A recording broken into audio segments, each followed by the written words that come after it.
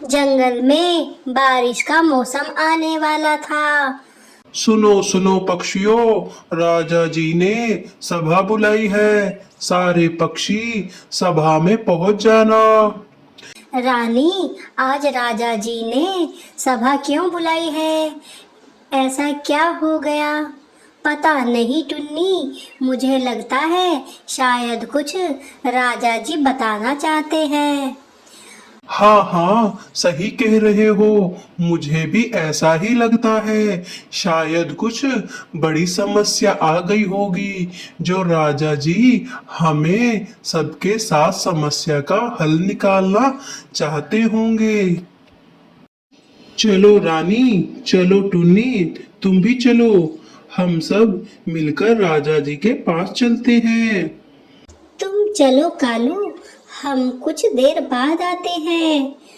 ठीक है टुन्नी बहन, मैं चलता हूँ। सारे पक्षी सभा में पहुंच जाते हैं। सुनो पक्षियों, ध्यान से सुनो। हमारे बराबर में जो जंगल है वहां पर बहुत ज्यादा बारिश आने की वजह से वहां के पक्षी का बहुत बुरा हाल है। वहां के पक्षी अपना घर छोड़कर हमारे जंगल में आ रहे हैं।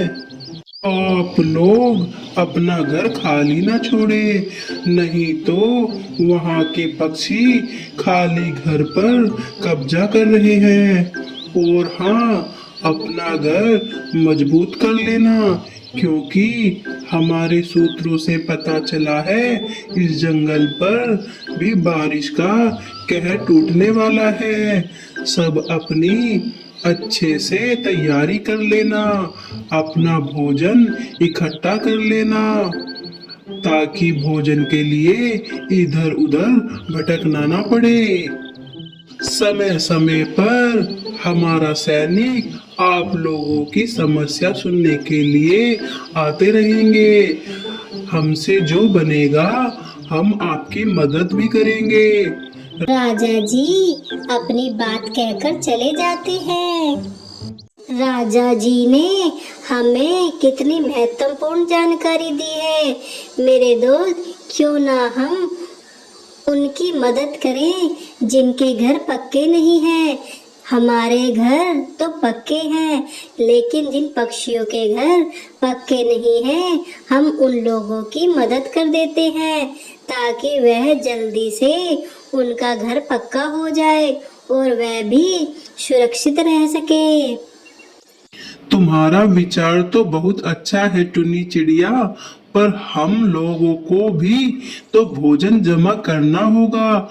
हाँ भाई, तुम सही कह रहे हो, लेकिन हम कुछ समय तो निकाल सकते हैं। ठीक है, हम भोजन इकट्ठा करने के बाद हम अपने भाइयों बहनों की मदद कर देंगे।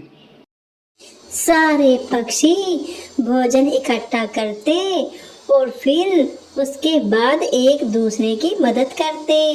जंगल में अब सबके घर मजबूत हो गए थे और खाने पीने की भी कोई कमी नहीं रही, क्योंकि सब ने अपना अच्छे से इंतजाम कर लिया था।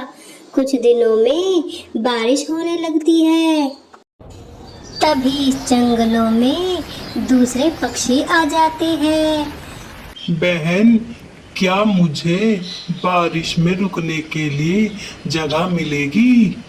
कई दिनों से बारिश में फंसा हुआ हूँ, भर पेट खाना भी नहीं खाया, बहुत भूखा भी हूँ। आप भाई कौन हो? मैंने आपको इस जंगल में नहीं देखा।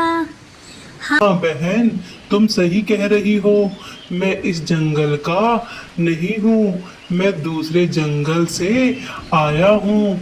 वहाँ के पक्षी बहुत परेशान हैं। बाढ़ की वजह से हमारे सबके घर बह गए।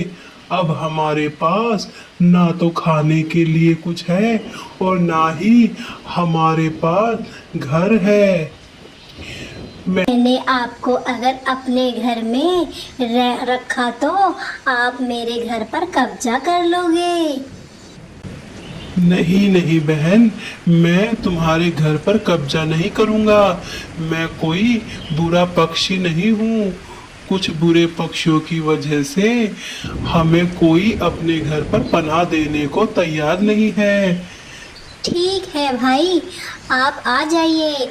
बहुत बहुत धन्यवाद तुम्हारा चिड़िया।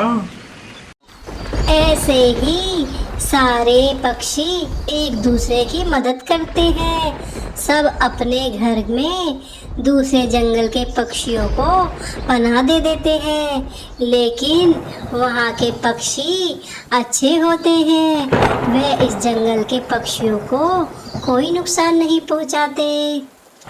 मेरे दोस्त मुझे अपने घर पर पनाह दी, इसके लिए बहुत बहुत धन्यवाद।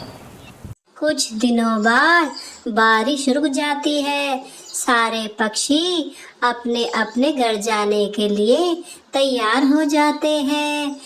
तभी एक पक्षी कहता है, आप लोगों ने हमारी बहुत मदद की है, वरना कुछ पक्षियों ने हमारे जंगल का नाम खराब किया हुआ है। उसकी वजह से हमें कोई पनाह नहीं देता।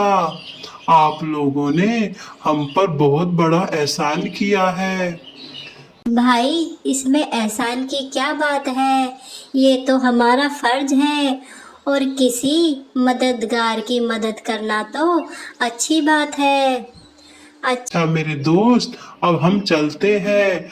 हम पास के जंगल में ही रहते हैं। अगर कोई परेशानी हो, मदद की जरूरत पड़े, तो हमें जरूर याद करना। अब हम चलते हैं। हमारी इस वीडियो को लाइक करें, शेयर करें और सब्सक्राइब कीजिए।